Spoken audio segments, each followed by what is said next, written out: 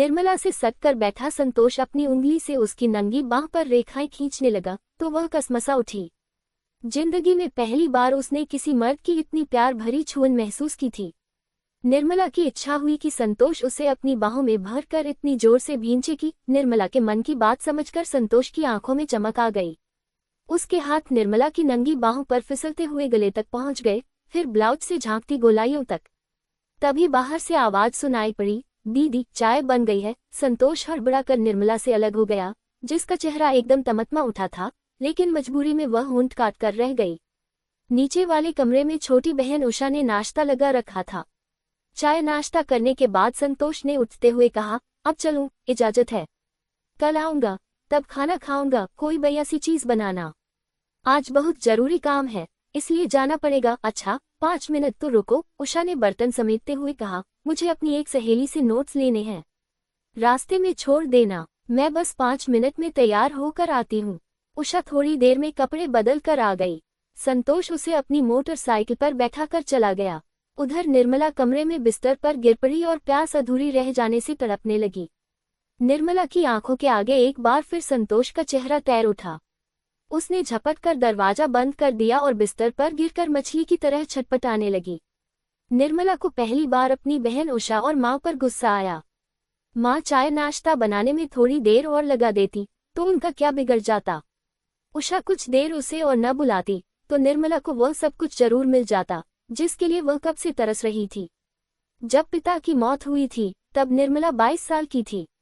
उससे बड़ी कोई और औलाद न होने के चलते बीमार माँ और छोटी बहन उषा को पालने की जिम्मेदारी बिना कहे ही उसके कंधे पर आ पड़ी थी। निर्मला को एक प्राइवेट फर्म में अच्छी सी नौकरी भी मिल गई थी। उस समय उषा 10वीं जमात के इम्तिहान दे चुकी थी, लेकिन उसने धीरे धीरे आगे पढ़कर बीए में दाखिला लेते समय निर्मला से कहा था, दीदी माँ की दवा में बड़ा पैसा खर्च हो रहा है, तुम अकेले कितना बोझ उठाओगी? मैं सोच रही हूँ कि 2-4 ट्यूशन कर लूँ तो 2-3 हजार रुपये बड़े आराम से निकल जाएंगे, जिससे मेरी पढ़ाई के खर्च में मदद हो जाएगी। तुझे पढ़ाई के खर्च की चिंता क्यों हो रही है? मैं कमा रही हूँ न, बस तू पढ़ती जा, निर्मला बोली थी। अब निर्मला 30 साल की होने वाली है। 1-2 साल में उषा भी पढ़ लिख कर ससुराल चली जाएगी तो अकेलापन पहाड़ बन जाएगा। लेकिन एक दिन अचानक मौका हाथ आ लगा था तो निर्मला की सोई इच्छाएं अंगड़ाई लेकर जाग उठी थी। उस दिन दफ्तर में काम निपटाने के बाद सब चले गए थे। निर्मला देर तक बैठी कागजों को चेक करती रही थी। संतोष उसकी मदद कर रहा था। आखिरकार रात के 10 बजे फाइल समेटकर वह उठी तो संतोष ने हंसकर कहा था, इस समय तो ऑटो रिक्शा या टैक्सी भी नहीं मिलेगी, इसलिए मैं आपको मोटरसाइकिल से घर तक छोड़ देता हूँ। निर्मला ने कहा था, ओह एडवांस में शुक्रिया। निर्मला को उसके घर के सामने उतार कर संतोष फिर मोटरसाइकिल स्टार्ट करने लगा तो उसने हाथ बढ़ाकर हैंडल थाम लिया और कहने लगी, ऐसे कैसे जाएंगे? घर तक आए हैं तो कम से कम 1 कप चाय। हाँ चाय चलेगी, वरना घर जाकर भूखे पेट ही सोना पड़ेगा। रात भी काफी हो गई है। मैं जिस होटल में खाना खाता हूँ अब तो वह भी बंद हो चुका होगा। आप होटल में खाते हैं? और कहाँ खाऊंगा? क्यों? आपके घर वाले? मेरा कोई नहीं है, मैं माँ बाप की इकलौती औलाद था। वे दोनों भी बहुत कम उम्र में ही मेरा साथ छोड़ गए, तब से मैं अकेला जिंदगी काट रहा हूँ। संतोष ने बहुत मना किया लेकिन निर्मला नहीं मानी थी। उसने जबरदस्ती संतोष को घर पर ही खाना खिलाया था। अगले दिन शाम के 5 बजे निर्मला को देखकर मोटरसाइकिल का इंजन स्टार्ट करते हुए संतोष ने कहा था, आइए बैठिए। निर्मला ने बिना कुछ बोले ही पीछे की सीट पर बैठकर उसके कंधे पर हाथ रख दिया था। घर पहुंचकर उसने फिर चाय पीने की गुजारिश की तो संतोष ने 1-2 बार मना किया, लेकिन निर्मला उसे घर के अंदर खींचकर ले गई थी। इसके बाद रोज का यही सिलसिला हो गया। संतोष को निर्मला के घर आने या रुकने के लिए कहने की जरूरत नहीं पड़ती थी। खास तौर से छुट्टी वाले दिन तो वह निर्मला के घर पड़ा रहता था। सबने उसे भी जैसे परिवार का एक सदस्य मान लिया था। एक दिन अचानक निर्मला का सपना टूट गया। उस दिन उषा अपनी सहेली के यहाँ गई थी। दूसरे दिन उसका इम्तिहान था, इसलिए वह घर पर बोल गई थी कि रात भर सहेली के साथ ही पढ़ेगी, फिर सवेरे उधर से ही इम्तिहान देने यूनिवर्सिटी चली जाएगी। उस दिन भी संतोष निर्मला के साथ ही उसके घर आया था और खाना खाकर रात के तकरीबन 10 बजे वापस चला गया था। उसके जाने के बाद निर्मला बाहर वाला दरवाजा बंद करके अपने कमरे में लौट रही थी, तभी माँ ने टोक दिया, बेटी तुझसे कुछ जरूरी बात करनी है। निर्मला का मन धड़क उठा। माँ के पास बैठकर आंखें चुराते हुए उसने पूछा, क्या बात है माँ? बेटी, संतोष कैसा लड़का है? वह तेरे ही दफ्तर में काम करता है, तू तो उसे अच्छी तरह जानती होगी। निर्मला एकाएक कोई जवाब नहीं दे सकी। माँ ने कांपते हाथों से निर्मला का सिर सहलाते हुए कहा, मैं तेरे मन का दुख समझती हूँ बेटी, लेकिन इज्जत से बढ़कर कुछ नहीं होता। अब पानी सिर से ऊपर जा रहा है, इसलिए। निर्मला एकदम तिलमिला उठी। वह घबरा कर बोली, ऐसा क्यों कहती हो माँ? क्या तुमने कभी कुछ देखा है? हाँ बेटी, देखा है, तभी तो कह रही हूँ। कल जब तू बाजार गई थी, तब 2 घड़ी के लिए संतोष आया था। वह उषा के साथ कमरे में था। मैं भी उनके साथ बातचीत करने के लिए वहां पहुंची, लेकिन दरवाजे पर पहुंचते ही मैंने उन दोनों को जिस हालत में देखा।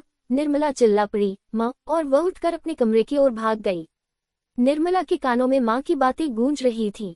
उसे विश्वास नहीं हुआ। माँ को जरूर धोखा हो गया है। ऐसा कभी नहीं हो सकता, लेकिन यही हो रहा था। अगले दिन निर्मला दफ्तर गई जरूर, लेकिन उसका किसी काम में मन नहीं लगा।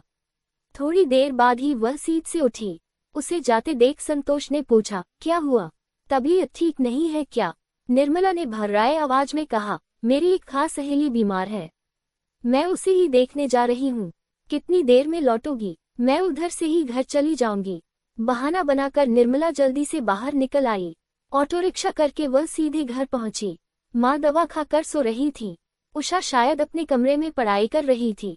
बाहर का दरवाजा अंदर से बंद नहीं था।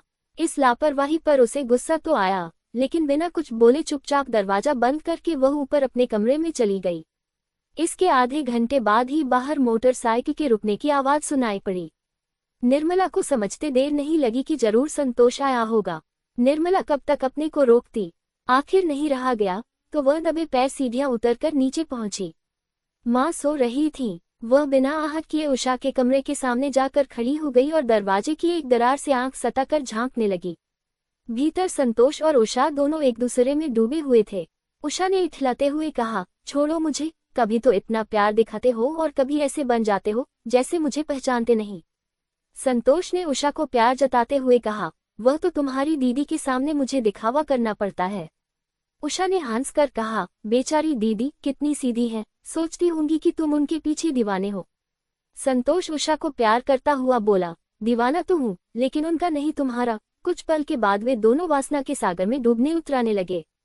निर्मला होठों पर दांत गड़ाए अंदर का नजारा देखती रही। फिर एकाएक उसकी आंखों में बदले की भावना कौंध उठी।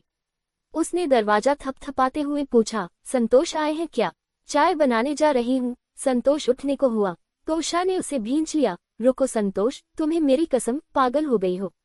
दरवाजे पर तुम्हारी दीदी खड़ी है। और संतोष जबरदस्ती उठकर कपड़े पहनने लगा।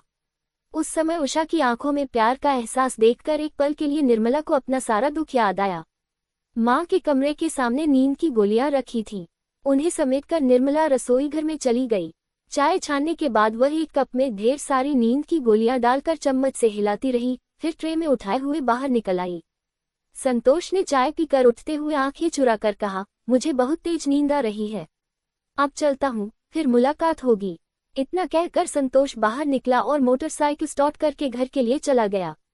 दूसरे दिन अखबारों में एक खबर छपी थी, कल मोटरसाइकिल पेड़ से टकरा जाने से एक नौजवान की दर्दनाक मौत हो गई।